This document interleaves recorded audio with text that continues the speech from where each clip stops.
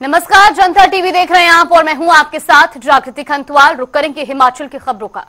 नेता प्रतिपक्ष जयराम ठाकुर ने प्रेस कॉन्फ्रेंस की और इस दौरान उन्होंने कहा कि हिमाचल में इस बार भी बहुत बड़ी जानमाल की क्षति हुई है। तो वहीं उन्होंने प्रदेश सरकार पर भी जमकर निशाना साधा।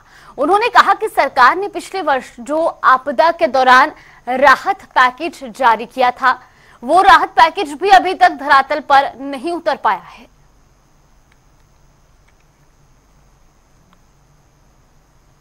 देखिए, इस बात को लेकर के इससे कोई समाधान नहीं है।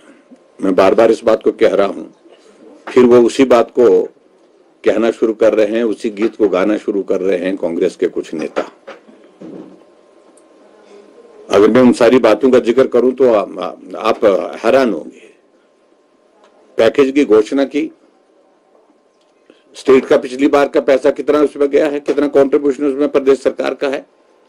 जो भी पैसा उसमें दिया गया है वो सारा का सारा पैसा वो है जो सेंट्रल गवर्नमेंट ने दिया है। और इसके अलावा आपने 7 लाख रुपए एक मकान की क्षति पर देने की बात कही थी, लेकिन हजारों लोगों के जिनके मकान चले गए उनको वो मिला नहीं है, और जिनको मिला भी है उनको एक किस्त के रूप में कुछ लोगों को मिला है, लेकिन उसके बावजूद सभी लोगों को नहीं मिला है। तो इसलिए ये राहत की बातें ठीक तरह से नहीं हो पा रही हैं। ये बात बड़ी तय है, ये अलग विषय है, इस पर मैं बाद में बोल सकता हूं, लेकिन मैं आज में बोलना नहीं चाह रहा हूं इस पर। लेकिन इतना मैं जरूर कहना चाहता हूं कि केंद्र सरकार से मदद तब भी मिली है और केंद्र सरकार से अब की बार भी मदद मिलेगी। हिमाचल प्रदेश में इस बार भी बरसात के इस मौसम में बहुत बड़े जानमाल की क्षति हुई है। हालांकि अब की बार हम इस बात को अनुभव कर रहे हैं कि बरसात बहुत ज्यादा तेज पूरे प्रदेश में नहीं हुई, लंबी भी नहीं, लेकिन उसके बावजूद शुरुआती दौर में ही जो बारिश थोड़ी हुई उससे ही बहुत बड़ा जानमाल का नुकसान हुआ है। और हमारे लिए सचमुच में ये बहुत बड़ा पीड़ा का विषय है कि अभी हम पिछली साल की त्रासदी के उस दौर से, उस पीड़ा से बाहर नहीं निकल पाए थे। एक और त्रासदी हमारे सामने हमको झकझोर करके रख दिया है। तो वहीं प्रदेश में बीते 24 घंटे में सामान्य बारिश रिकॉर्ड की गई है। मौसम विभाग के अनुसार आगामी दिनों में प्रदेश के ज्यादातर इलाकों में सामान्य बारिश होने की संभावना है। साथ ही कुछ इलाकों में भारी बारिश भी हो सकती है। तो वहीं 7 और 8 अगस्त को प्रदेश के कई हिस्सों में भारी बारिश की संभावना है। 24 घंटे में मोस्टली हमारे पास मॉडरेट रेनफॉल रिकॉर्ड की गई है, और जो अमाउंट अगर आप देखेंगे तो मोस्टली हमारे पास जैसे कि आप देखेंगे कि जो नॉर्दर्न पार्ट्स है हमारे पास हायर हिल्स में, वहाँ पर हमारे पास थोड़ी ज़्यादा एक्टिविटी हुई है, और वो भी मॉडरेट कैटेगरी में लगभग 4 सेंटीमीटर के आसपास हुई है। बहुत कोई सिग्निफिकेंट अमाउंट में रेनफॉल नहीं हुई। देखिए, चूँकि मानसून सीजन चल रहा है तो अभी 1-2 जगह पर हमारे पास हैवी रेनफॉल के एपिसोड चलते रहेंगे, और जो कि मुख्यतः आप देखेंगे कि कांगड़ा, चंबा डिस्ट्रिक्ट और कह सकते हैं कि मंडी के आसपास रहने के चांसेस हैं। और 7 तारीख के आसपास थोड़ी रेनफॉल एक्टिविटी में हमारे पास इंक्रीज़ होने के चांसेस हैं, और उस समय हो सकता है कि 1-2 जगह पर heavy to very heavy rainfall आ जाए, और उस समय ऑरेंज कलर के लिए भी हम लोग उम्मीद कर रहे हैं कि थोड़ा वार्निंग बढ़ेगी, क्योंकि जो मानसून ट्रफ है थोड़ा नॉर्थ की तरफ शिफ्ट होने के चांसेस हैं। तो 7 तारीख और 8 तारीख की जो रात है उस समय रेनफॉल एक्टिविटी थोड़ी ज़्यादा हो सकती है। बाकी देखिए, और दिनों में तो 1-2 जगह पर हमारे पास हैवी रेनफॉल आती रहेगी, तो कोई येलो कलर में अलर्ट है। बट 7 तारीख को चूंकि हम लोग ज़्यादा एक्सपेक्ट कर रहे हैं तो ऑरेंज अलर्ट हम लोग 7 तारीख के लिए जारी करें। मंडी जिले में ब्यास नदी पर बने लाडजी डैम में भारी मात्रा में सिल्ट आने से पावर हाउस की मशीनें बंद कर दी गई हैं, जिस वजह से डैम प्रबंधन की ओर से लाडजी डैम से लगभग 100 क्यूसेक अतिरिक्त पानी छोड़ा जाएगा।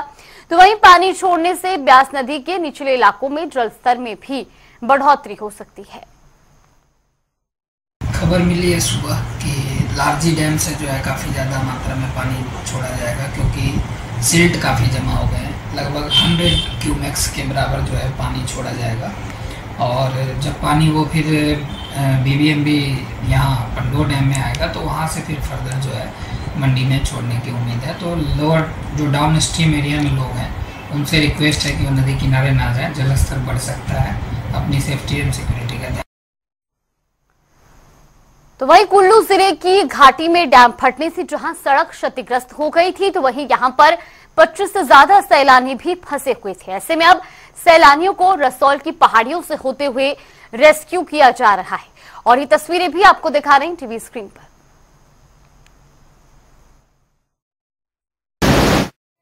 मेरा नाम पल्लवी है। हम नोएडा से आए थे 30 जुलाई को, यहाँ फंस गए थे, बट हिमाचल पुलिस ने हमारी बहुत हेल्प करी और लोकल ने भी काफ़ी हेल्प करी है, जिसकी वजह से हम नीचे आ पाए हैं। ऊपर इलेक्ट्रिसिटी नहीं थी, तब भी लोगों ने ध्यान रखा कि डीजल टाइम पे आए, खाना टाइम पे मिले, हमें काफ़ी हेल्प करी है और अब हम आराम से रेस्क्यू उन्होंने हमें कर लिया है, इसके लिए धन्यवाद।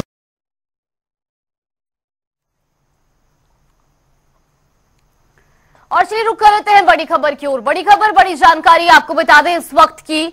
ये बड़ी खबर, चंबा में सड़क हादसा हुआ है। बस अड्डे के पास ये सड़क हादसा हुआ। दरअसल अचानक से एक व्यक्ति नीचे गिरा, तो वहीं आपको बता दें कि इस दौरान युवक का भी संतुलन बिगड़ा। रावी नदी के पास 50 फुट गहरी खाई में ये युवक गिरा है। मौके पर अग्निशमन विभाग भी पहुंच चुका है। कड़ी मशक्कत के बाद युवक का रेस्क्यू किया गया। ये बड़ी खबर, बड़ी जानकारी आपको बता रहे हैं। युवक का फिलहाल रेस्क्यू कर लिया गया है।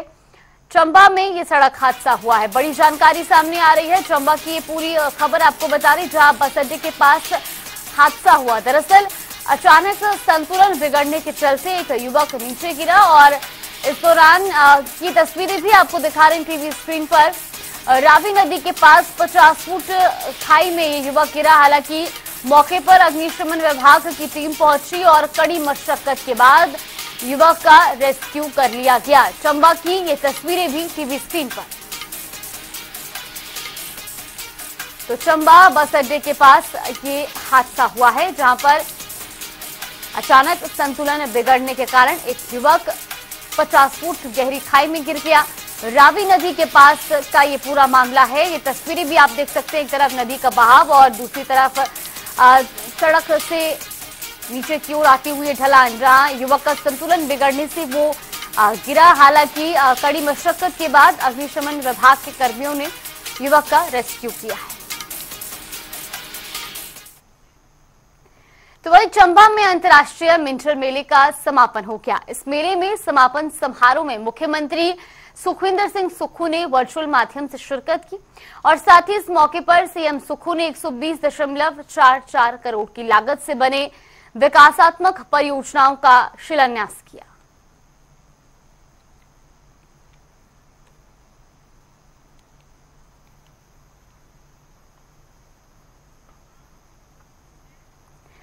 तो वहीं बिलासपुर में वन महोत्सव कार्यक्रम का आयोजन किया गया। इस कार्यक्रम में तकनीकी शिक्षा मंत्री राजेश धर्माणी ने बतौर मुख्य अतिथि शिरकत की। इस दौरान उन्होंने पूजा अर्चना की, जिसके बाद उन्होंने बांस और पीपल के पौधे का रोपण कर कार्यक्रम का शुभारंभ किया। तो वहीं उन्होंने बताया कि बिलासपुर जनपद में 350 हेक्टेयर भूमि में इस साल 1,80,000 पौधे लगाए जाएंगे। क्लाइमेट चेंज का, जलवायु परिवर्तन के दुष्प्रभाव पूरी दुनिया में देखने को मिल रहे हैं, तो ऐसे में वनों का महत्व जो है और ज़्यादा बढ़ जाता है। हमने इसमें इस पोर्शन में जो है बांस की लगभग 10-11 वैरायटी जो हैं वो यहाँ पे लगाई हैं, क्योंकि शहर के नज़दीक है।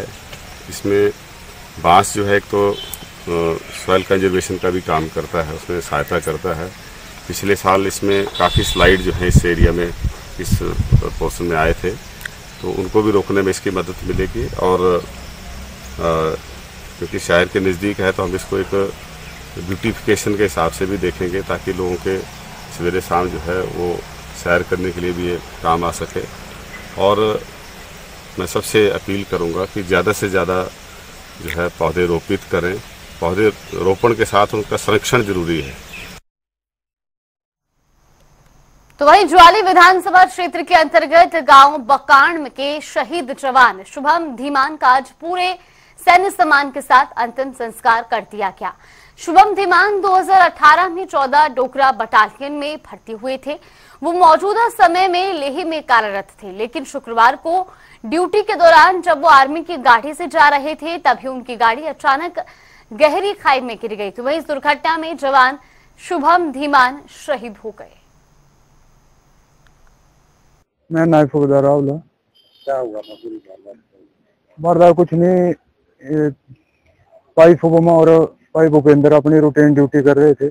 इनकी ड्यूटी पानी लाने के लिए वाटर टैंकर के साथ लगी थी।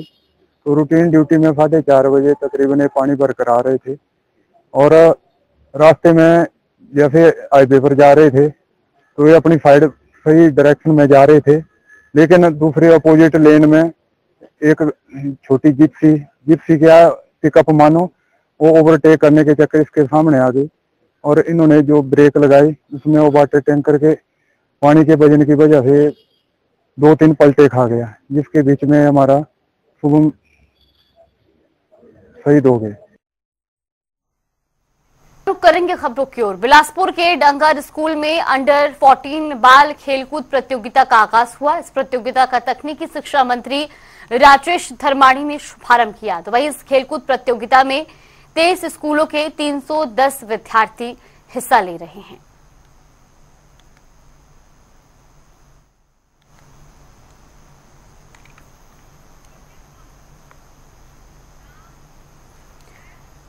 युवा कांग्रेस चुनाव प्रभारी नवदीप हुड्डा ने प्रेस कॉन्फ्रेंस की। इस दौरान उन्होंने बताया कि हिमाचल प्रदेश में युवा कांग्रेस के चुनाव की नॉमिनेशन प्रक्रिया शुरू हो गई है और ये प्रक्रिया 14 अगस्त तक चलेगी। इसके लिए अब कांग्रेस की ओर से जगह जगह पर प्रभारी की नियुक्ति भी की गई है। इसमें विधानसभा, ब्लॉक और जिला स्तर के चुनाव करवाए जाएंगे। तो वही उन्होंने बताया कि 20 अगस्त के बाद इस चुनाव की तिथि को तय किया जाएगा।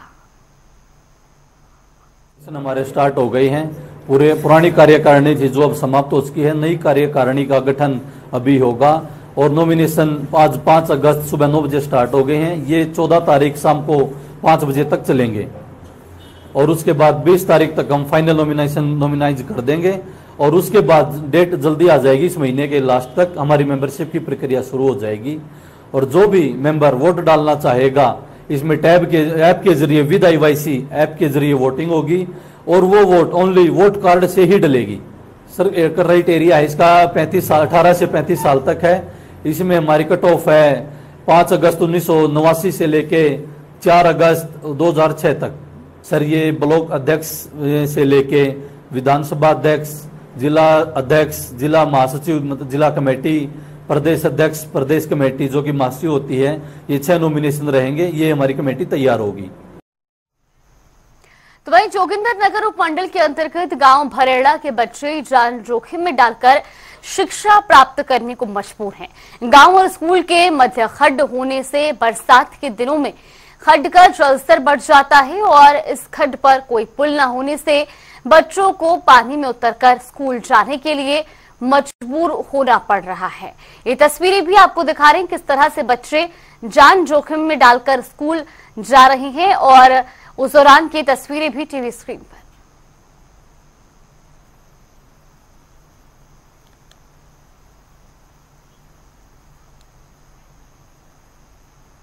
तो वहीं विश्वविख्यात शक्तिपीठ नैना देवी में श्रावण अष्टमी मेले की बड़ी धूमधाम के साथ शुरुआत हो गई है। ज्वालामुखी के विधायक संजय रत्न ने मां की विधिवत रूप से पूजा अर्चना की और साथ ही उन्होंने कन्या पूजन भी किया। ये मेला 15 अगस्त तक चलाया जाएगा। मेले के दौरान मंदिर को रंग बिरंगी लाइटों और फूलों से सजाया गया है। तो वहीं इस मेले में हिमाचल, हरियाणा, दिल्ली समेत कई राज्यों के श्रद्धालु दर्शन करने के लिए पहुंच रहे हैं।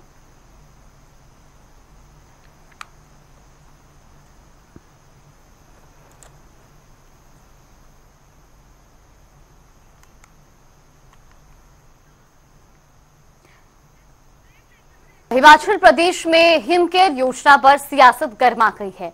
पूर्व मुख्यमंत्री जहां जयराम ठाकुर के सरकार के दौरान शुरू हुई इस योजना में सरकारी और निजी अस्पतालों में 5 लाख तक की मुफ्त इलाज की सुविधा दी गई थी, तो वहीं अब सीएम सुक्खू के नेतृत्व वाली सरकार ने व्यवस्था परिवर्तन करते हुए निजी अस्पतालों को इस योजना से बाहर कर दिया है। साथ ही सरकारी कर्मचारी भी अब इस योजना का लाभ नहीं उठा पाएंगे। ऐसे में मुख्यमंत्री सुखविंदर सिंह सुक्खू और नेता प्रतिपक्ष जयराम ठाकुर भी अब आमने सामने आ गए हैं और आरोप प्रत्यारोप का दौर शुरू हो गया है। हिमकेयर के कार्ड हमने बंद नहीं किए। हिमकेयर योजना क्या थी? हिमकेयर योजना में किसी हर्निया का ऑपरेशन प्राइवेट निजी हॉस्पिटल में होता था, अगर उस पर 25,000 रुपया खर्च आता था तो कई जगह ऐसी खबरें मिली, मैं सभी निजी हॉस्पिटलों की बात नहीं कर रहा, कई जगह ऐसी खबर मिली कि 1 लाख का बिल बन जाता था। हिमकेयर योजना बिना सोचे समझे शुरू की गई योजना थी। हमने ये फैसला किया है कि निजी हॉस्पिटलों के एम्पैनलमेंट को हमने बंद कर दिया है। जितने भी सरकारी क्षेत्र है के हॉस्पिटल है, सिविल हॉस्पिटल है, मेडिकल कॉलेज है, उसमें हिमकेयर को वर्तमान सरकार का एकमात्र उद्देश्य है, जो चला है उसको बंद करिए, जो अच्छा काम किया है उसको बंद करिए। हिमाचल प्रदेश में इस वक्त हिमकेयर के माध्यम से लाखों लोगों का स्वास्थ्य का इलाज हुआ है, लेकिन उसके बावजूद वर्तमान सरकार जो हालात पैदा कर रहे हैं इस योजना को बंद करके प्राइवेट सेक्टर में, मैं समझता हूं उसका मैकेनिज्म डेवलप करना चाहिए मॉनिटरिंग करने का। इसको बेहतर करिए। आप उसमें बैठ करके कोई रास्ता निकाल सकते हैं जिसमें अगर आपको लगता कि गड़बड़ी कुछ लोग कर रहे हैं, उनके खिलाफ कार्रवाई करिए। किसने रोका है?